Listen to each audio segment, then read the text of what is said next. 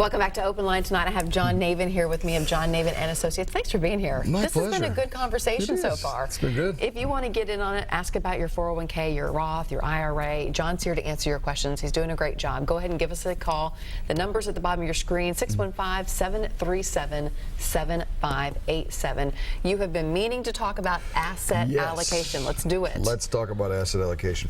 But we started to go there when we were talking about how you get your statement and you just put it in the drawer and you don't look at it. Right. All right, a couple big things we want to make sure that you do is if you're going to take that approach, and I'm going to assume that somebody is relatively young and they have lots of time, and if I recommend this type of setup, it doesn't mean it applies to everybody. Right. It just means that it may apply to some, so there's my disclaimer.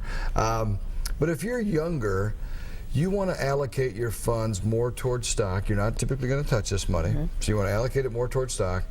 And the big thing is you want to do it in different asset classes, they call it. So basically we're saying we don't keep all of our eggs in the same basket, we're going to split them up. So you may, I would suggest that you have you buy small company stocks, medium-sized company stocks, large company stocks, and some international stocks. You can also get growth and value. Now we're going to get a little bit more confusing, but I see more and more 401k companies offering this. Value typically means you're buying companies that may be on sale. So you might be buying Walmart because their stock price is down, or the fund manager is buying Walmart because the stock, you're getting a good value. Okay. Growth companies are companies that you're going to buy that you're shooting for the stock to go from $10 to $20. So those two portfolios are managed differently. So if they give you options, and a lot of times they'll blend those, but you want small companies, growth and value, medium companies, growth and value, large companies, growth and value, and you'll have a pretty good portfolio. Yeah. Now, the problem comes in when people don't do account rebalancing or reallocation. Right. So now we get this statement, we set it up once. Well, what happens is, as time goes on, one of those is going to do better than the others. You want to do this probably once a year, and you want to do something called reallocation or rebalancing. A lot of your 401ks will do it automatically. So if they allow you to to check that box, check the box, and it's done. Because what that does is then, you know, at the end of the year, like now we're seeing that large growth companies and large value companies are outperforming small companies. So what'll happen right about now, so it's a good time to look at it, is you want to sell off the large companies to buy the small companies. Okay. Because what is the golden rule for investing? We're supposed to buy low and sell high. Right? Okay. So what we're going to do is that's going to force us every year to do just what we're supposed to do. Experts say 91% of your return comes from asset allocation. Really? So it's not even the funds, it's that you're reallocating it in those places. So we're going to sell off the large growth to buy more of the small growth, because next year we might find just the opposite. Small growth takes off and large growth is not there, but we're rebalancing it every year. Okay, that's easy to remember. So especially, and I know a lot of plans do just let you check the box and they worry about it and it's set and it's done. Not one of those things you have to remember to do every year. Don't have to mark it on your calendar. So then you only have to do this 401k allocation thing once and really look at it once. But no, I wouldn't suggest it. I'm still a fan of. How often should you look at it? Every statement, really pore over it? No, but I would look once a quarter. Okay. You know, once a year at the longest, and really go, okay, where do I have this and how is it working? And how does it impact the rest of my savings or investing, and where is it coming from? Let me put you on the spot a little bit. We have seen a lot of volatility over the last several years. We've just come out of a little bit of a volatility in the last quarter, as a lot of our callers have mentioned. A lot of folks are seeing decreases in their accounts. What do you see happening over the next several months as we enter the new year and start that fresh? Good question. If you look at everything statistically or numbers-wise, a lot of stuff looks really, really good still. Corporate profits are high. They're saving a lot of money. A lot of companies are still cash heavy. Interest rates are low. So everything looks good for the markets. Election year next year. So everything looks really good for another good year. Yeah, I would say. The big thing that changes, you made me think of something else, and of course I'll chase this rabbit, seeing how we're there, but everybody should have money in the market. What changes is the percent that you have in the market. So a simple rule of thumb is take 100 minus your age.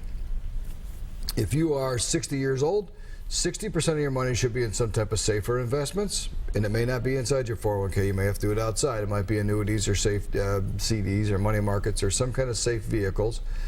40% of your money should be tied to growth.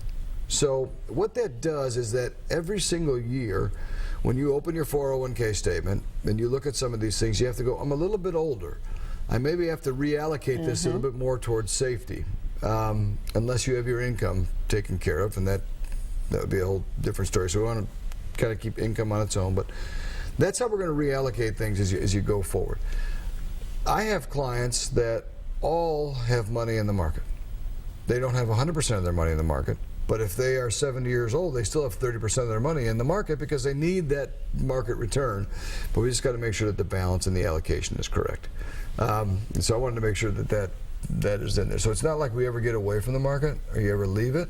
You just have to realize that when you put money towards the market, you should be geared not to touch that money for at least 5 to 7 years. Or if it's up, then move it. But if it's down, forget about it and just don't touch it. We've talked about some of the drawbacks or things you at least need to be aware of with 401ks, like the hidden investment fees, perhaps fewer options because it's what your company decides you can invest in. Maybe not somebody helping you make the plan. Are they still a good investment? Yeah, but for sure. We as human beings and people have a natural tendency not to save. I shouldn't say that. I shouldn't make that so blanketed. The 401k makes it very, very easy. Yes. Because I know if we look and we say, okay, I make this amount of money, I typically spend this amount of money. Well, if you take that money off the table right away, you don't miss it really. Once you do it, it's like, oh, you don't miss it. I forgot I was putting all that money over there. And I have people come in, they're like, I don't know how I accumulated this much money. Yeah. All I did was save $25 a week. Well, and you can do it. You can. Yeah. So it's a forced savings plan, which is nice. It takes the responsibility away from us, and it doesn't allow us to get it in our own hands. And I could say that now, being a little bit more mature. When I was younger, I did not have those habits. And so I thought if it came in, well, I can spend it. It's always going to be great. And yeah. So my big suggestion about the 401k, and the good news is they'll match. They'll do it automatically, so you never even see it. And once it's gone, you don't get it back. So for those two reasons, probably they're still a very, very good idea. Is there a good rule of thumb, whether it's a 401k or not, how much of every paycheck you should be putting towards savings? If you could, and if I say it this way, a simple rule of thumb is 10%. Another rule of thumb is 30. What? That's a big difference. How can it be both? Well, that's a big difference, because what some people look at is, depending on how you view it and where you are, but you can save 10%, invest 10%, and some people tithe 10%. So if you live on 70% of your income, you'll never have any issues. Say it again. If save 10%. Save 10%, invest 10%, tithe 10%. So I got it. Just a good, I've read that forever, but yeah, good rule of thumb. Now, I said something there that may be a little bit confusing for some folks. Right, saving and investing. I thought it was the both thing. Yeah. Totally different. Investing is you're putting money away for the long haul. You're buying into a stock, or you're buying into a real estate, or you're buying into something. Saving is like your safe account, so we always have money that we can tap into. Okay, I like that. I think that was really good information right there. You. I like this. Okay, we're going to come right back to wrap things up. Thank you for being with us. Stay where you are.